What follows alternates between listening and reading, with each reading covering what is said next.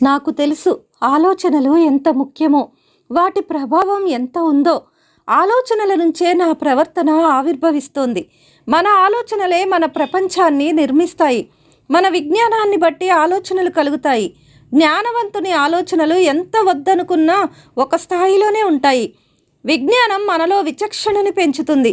విచక్షణ లేకుండా ఆలోచించటం వల్ల మన అజ్ఞానం బయటపడుతుంది. మొట్టమొదట్లో ప్రజలు భూమి బల్లపరుపుగా ఉందనే భావించారు. ఆ తర్వాత గుండ్రంగా ఉందని గ్రహించారు.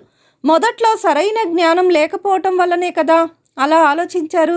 చూసారా, సరైన జ్ఞానం లేకుండా వచ్చిన ఆలోచనలు ఎంతమందిని ఎంతకాలం ఈ విషయంలో అంధకారంలో ఉంచాయో. తప్పకుండా నమ్మకాలు మన ఆలోచనలను బట్టే ఉంటాయి. సరికాని ఆలోచనల ప్రభావం వలన సంస్కృతి మన ధోరణుల మీద ఎంతగానో పడుతుంది. ఇలాంటి అసంపూర్ణ అవగాహన ఆలోచనల ఫలితము ఆ వ్యక్తి మీదే కాదు, మరందరి మీదో పడుతుంది. కారణం ఆ ఒక్కరి అజ్ఞానమే కాదు, వాళ్ళందరి అజ్ఞానం కూడా. ఇవాళ నేను కూడా పూర్తి విజ్ఞానం లేని ప్రపంచంలోనే ఉన్నాను. చాలామందికి వాళ్ళ గురించి వాళ్ళకే సరైన అవగాహన ఉండదు. వాళ్ళు చేరుకోవలసిన గమ్యం వాళ్ళకే తెలియదు. ఇంకా ఆ దేవుడి గురించి ఏం తెలుస్తుంది? ఇలాంటి అవగాహన రాహిత్యం వల్ల ఆలోచనలలోనూ అజ్ఞానం ఉంటుంది, ప్రవర్తనలోనూ అవి ప్రతిబింబిస్తాయి.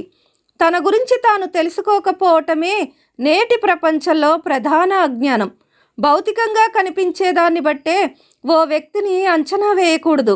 అది చాలా తప్పు.